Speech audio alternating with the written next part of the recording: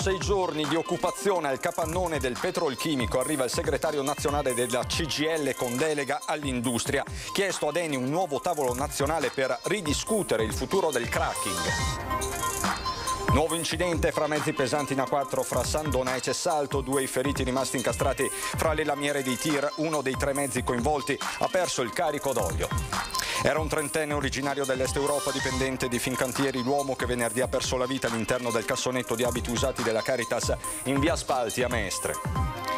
Bruno Brusutti è scomparso oggi a Padova all'età di 80 anni, nominato cavaliere da Napolitano. Per mezzo secolo guidò la più antica azienda di trasporti della provincia. 2 nuove corone impreziosiranno l'icona della Madonna della Salute di Gesù Bambino come doni votivi dopo gli anni difficili dell'acqua granda e della pandemia. Aeromobili a pilotaggio remoto per trasferire materiale medico e sanitario abbattendo i tempi di spostamento. Un progetto di CAV utilizzerà droni per il trasporto di medicinali urgenti. Altro record raggiunto per il comandante Ferruccio Falconi, che a 95 anni è stato riconfermato console onorario del Lesotho, un paese del Sudafrica con oltre 2 milioni di abitanti. Bentrovati, buonasera telespettatrici, telespettatori di Antenna 3. In primo piano per questa edizione veneziana dei nostri telegiornali i temi dell'occupazione, del lavoro e dell'economia. Dal capannone del petrolchimico di Porto Marghera ancora occupato, il sindacato chiede ad Eni un nuovo incontro per non chiudere lo stabilimento del cracking. Loro pensano di continuare il disinvestimento nel nostro paese. Dopo 6 giorni di occupazione di operai sindacalisti, al capannone del petrolchimico arriva il segretario nazionale della CGIL con delega all'industria per fare il punto sulla crisi della chimica di Porto Marghera e chiedere ad Eni un nuovo tavolo nazionale per ridiscutere il futuro del cracking e dei lavoratori.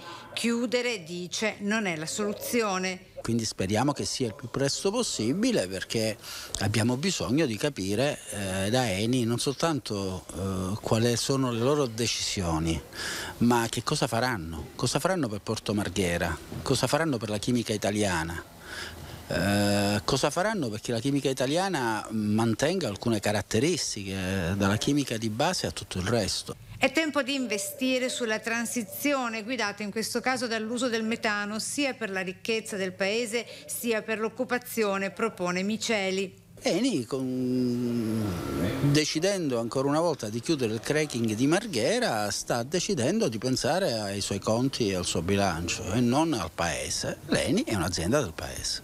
Ripensare ad Eni come una grande impresa partecipata in quanto azienda italiana, la soluzione secondo il segretario nazionale. Questa vicenda di Porto Marghera riapre la questione della chimica e della centralità dell'Eni nella chimica e la necessità che l'Eni dica parole chiare sulla chimica. E con la chiusura del cracking di Porto Marghera si avrebbe la perdita di oltre un centinaio di posti di lavoro anche nell'indotto. Le più penalizzate, come ci racconta la nostra Anna Maria Parisi, le lavoratrici delle mense e delle pulizie. Se l'impianto del cracking di Eni dovesse chiudere, oltre al problema delle famiglie dei metalmeccanici, ci sarà il problema delle famiglie che lavorano negli appalti dei servizi. Sono i cosiddetti lavoratori indiretti. Che lavorano in mensa, i lavoratori che fanno le pulizie, disinfestazione e i lavoratori della vigilanza che all'interno del petrolchimico raggiungono un totale di un centinaio di persone. Appalti dove le donne si trovano in maggioranza. Attualmente facciamo 1000 pasti e ovviamente con la chiusura del cracking ci sarà una riduzione drastica e ovviamente noi operaie siamo molto preoccupate per questo. Arriveremo a 200 e ovviamente ci sarà anche licenziamenti. Questo tutto quello che ci preoccupa noi come donne. Lavoratrici con un'età lontana, sebbene prossima alla pensione, ragion per cui la ricollocazione risulterebbe un'impresa improba. Da una trentina di persone ne basteranno 5. Sono molto preoccupate appunto perché hanno un'età che sanno che non verranno più ricollocate, hanno 4-5 anni per arrivare alla pensione. Molte di queste lavoratrici sono pure monoreddito.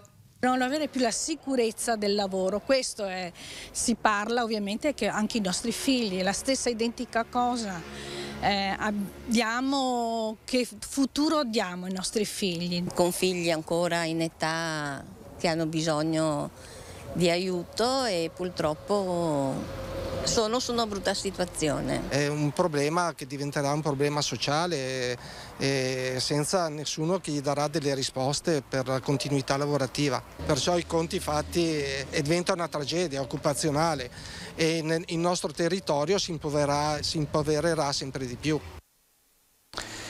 La cronaca non c'è pace davvero per la 4, soprattutto il tratto maledetto di questa autostrada, l'ennesimo incidente fra mezzi pesanti fra San Donà di Piave e Cessalto in direzione di Trieste, 2 feriti, il tamponamento.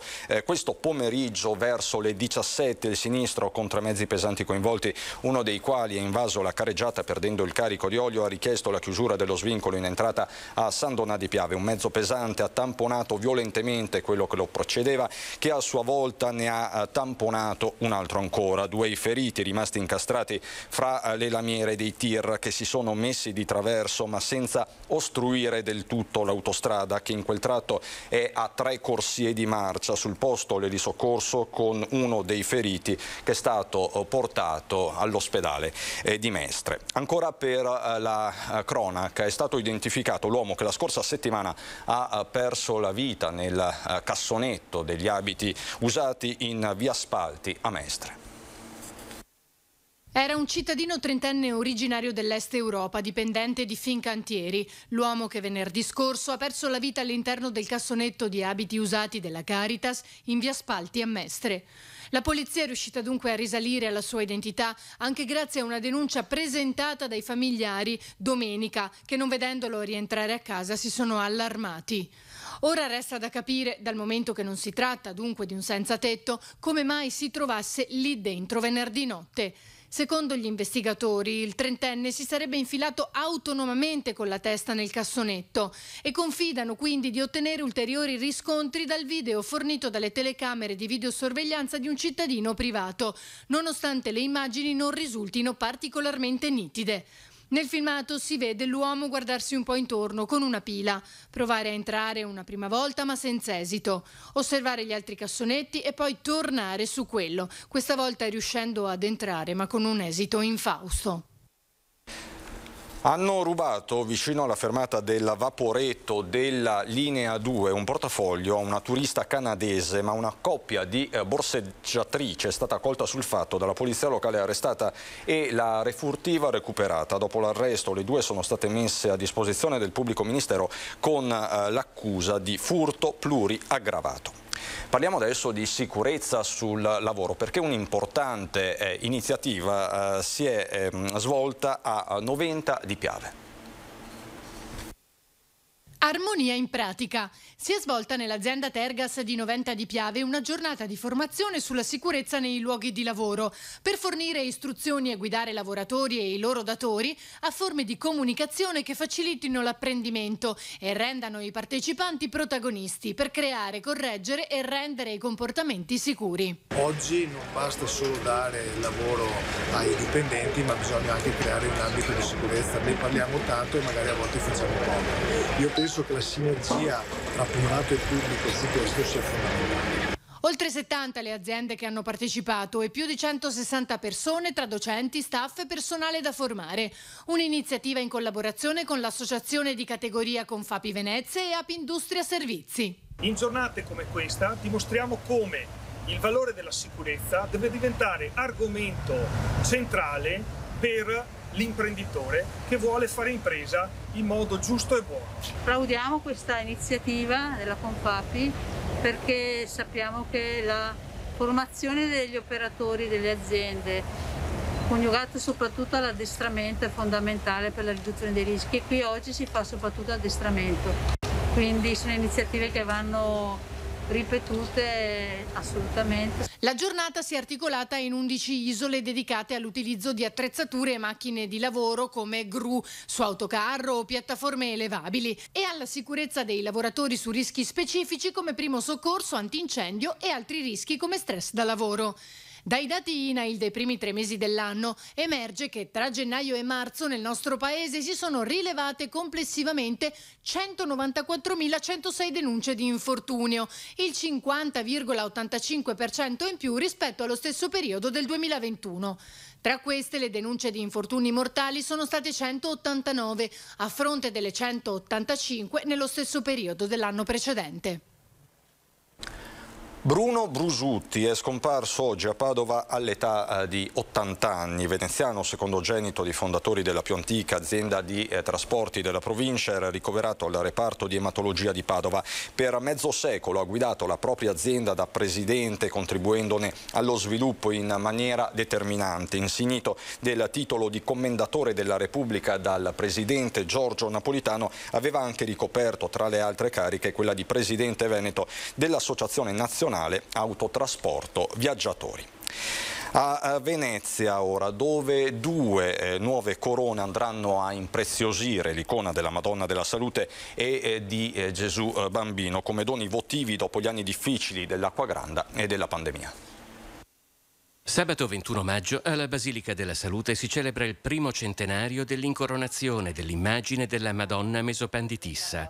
Per l'occasione 2 nuovi gioielli impreziosiranno come doni votivi l'icona della Madonna e di Gesù Bambino, testimonianza della gratitudine e della fede dei veneziani dopo gli anni difficili dell'Acquagranda del 19 e del lockdown del 20 e del 21. Nei mesi più duri del lockdown, quando le domande di affidamento a Maria erano molte, e allora si è detto: quando si chiede occorre anche saper dire grazie. Così è nato l'idea del progetto, che poi si è protratto per alcuni mesi perché il lockdown continuava e anche la pandemia continuava. La Basilica della Salute custodisce circa 1 migliaio di ex voto. Sono soprattutto gioielli, ma anche lingotti d'oro e pietre preziose donati negli ultimi 200 anni dai fedeli per grazie ricevute.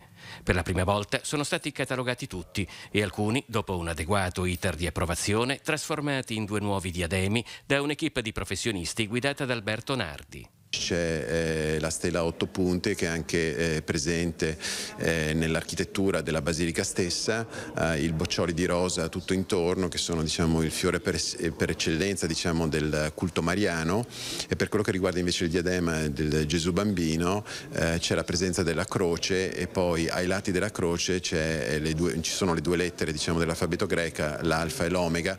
Complessivamente le 2 corone sono composte da 400 grammi d'oro e 22 carati di diamanti. La prima incoronazione dell'icona della Madonna della Salute avvenne un secolo fa, il 23 aprile 1922, da parte del cardinale patriarca Pietro La Fontaine, come ringraziamento per la protezione a Venezia durante la Grande Guerra e atto di affidamento per l'epidemia di febbre spagnola. I gioielli che verranno esposti sabato 21 nella celebrazione eucaristica del Patriarca alle ore 10 non vanno a sostituire quelli della festa, che sono appunto i gioielli del 22, ma questi nuovi integreranno il corredo esistente e verranno utilizzati per alcune feste mariane e per alcuni periodi dell'anno.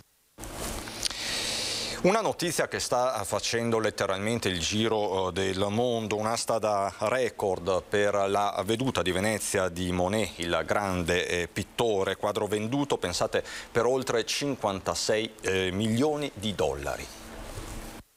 Asta da record per un'opera di Monet a Venezia. Una veduta del 1908 del Canal Grande Santa Maria della Salute è stata venduta da Sotheby's per 56,6 milioni di dollari, diventando la veduta veneziana più pagata dell'artista a un'asta e più in generale la più costosa veduta italiana mai finita all'incanto. Il quadro si unisce a una lunga serie di dipinti di Monet che sono stati venduti per oltre 50 milioni di dollari. L'artista, il più famoso tra gli impressionisti, passò 3 mesi a Venezia nel 1908 e molti dei quadri di questo periodo, dipinti dai gradini di Palazzo Barbaro, dove soggiornava con la moglie, ora sono custoditi in importanti musei, tra cui il Museum of Fine Arts di Boston e il Fine Arts Museum di San Francisco. La politica in vista delle comunali 2022 ci porta a Santa Maria di Sala per la presentazione di Natascia Rocchi.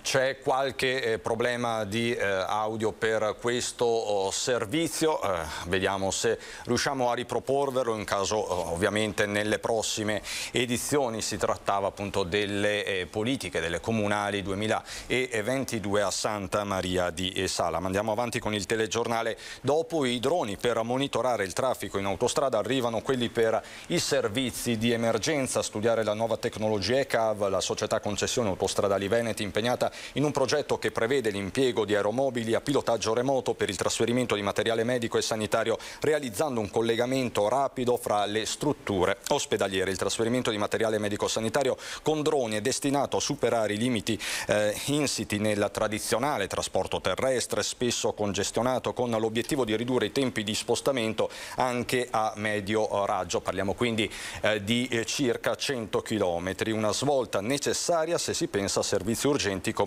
il trasporto di organi o di medicinali e salvavita. Questa è la notizia che arriva quindi da CAV. Vi raccontiamo adesso invece una storia davvero straordinaria, un altro record raggiunto per il comandante Ferruccio Falconi, che a 95 anni è stato riconfermato in carica anche per i prossimi 5 anni come console onorario del Lesotho. Non era mai capitato che un console onorario generale fosse confermato in carica all'età di 95 anni compiuti. A battere questo ennesimo record ci ha pensato a Venezia il capitano Ferruccio Falconi, nativo di Massa Carrara, ma veneziano d'adozione, comandante di navi ed ex capopilota della Corporazione Piloti dell'Estuario Veneto, profondo conoscitore della nostra laguna. Falconi non andrà in pensione dalla carriera diplomatica, riconfermato in servizio come console generale onorario del Lesotho, un paese del Sudafrica con oltre 2 milioni di abitanti. Per altri 5 anni Falconi avrà giurisdizione in ben 4 regioni, ovvero Veneto, Friuli Venezia Giulia, Trentino Alto Adige ed Emilia Romagna, diventando così il componente del corpo consolare più anziano al mondo. Io non volevo, ero stanco di fare anche il console generale perché anche lì è impegnativo, e a 95 anni mi hanno detto tutti è un record perché nessuno al mondo, nessun rappresentante diplomatico consolare ha questa età mia, e considero che sia un onore per Venezia, per me e per la mia famiglia. Continua l'impegno per il suo Museo del Mare. Ho creato questo museo unico al mondo perché è un museo attivo dove tutto si può toccare. Qui le correnti galvaniche le faccio vedere dall'usura degli anodi che cosa produce la corrente galvanica. Bisogna saperle queste cose, noi le impariamo a scuola, le consolidiamo navigando e poi le sviluppiamo anche qui attraverso il museo. Chiudiamo con lo sport. Non è andata bene come la partita precedente per l'Umana Reyer in gara 2 del primo turno playoff. Non c'è dubbio che Tortona abbia meritato la vittoria. Il commento di coach De Raffaele: i playoff sono questi, noi torniamo a casa con il nostro obiettivo che era quello di conquistare una vittoria. Ora resettiamo e pensiamo a gara 3, ha concluso De Raffaele. L'appuntamento quindi sarà domani alle 20 al Tagliercio. Ed è tutto da Venezia e provincia, non ho aggiornamenti particolari dell'ultima ora, vi lascio le previsioni del tempo, buon proseguimento.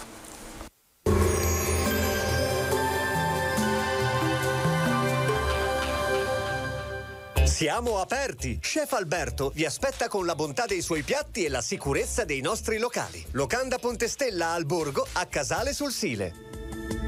Benvenuti al Meteo. L'anticiclone ingloba tutto il nostro territorio. Giovedì 19 maggio tempo in prevalenza stabile, con clima ancora gradevole grazie ad una lieve rinfrescata. Vediamo insieme il dettaglio. Sul Veneto tanto sole ovunque, il contesto rimarrà quindi buono, ad eccezione di una certa instabilità pomeridiana sui monti e sulla pedemontana, possibile fin verso la pianura. Temperature minime tra 11 e 19 gradi, massime comprese invece tra i 25 e i 28 gradi. Ci spostiamo ora sul Friuli Venezia Giulia, anche in questo caso cielo sereno o al massimo poco nuvoloso, sarà asciutto e senza piogge particolarmente degne di nota. Temperature minime sui 12-18 gradi, massime sui 26-28 gradi. Infine diamo uno sguardo alla situazione del Trentino Alto Adige, anche qui sarà soleggiato, tuttavia nel pomeriggio sarà possibile qualche temporale sui settori più settentrionali. Temperature minime intorno ai 15 gradi, massime sui 29 all'incirca. Dal meteo di Antena 3 per ora è tutto, arrivederci dunque al prossimo aggiornamento.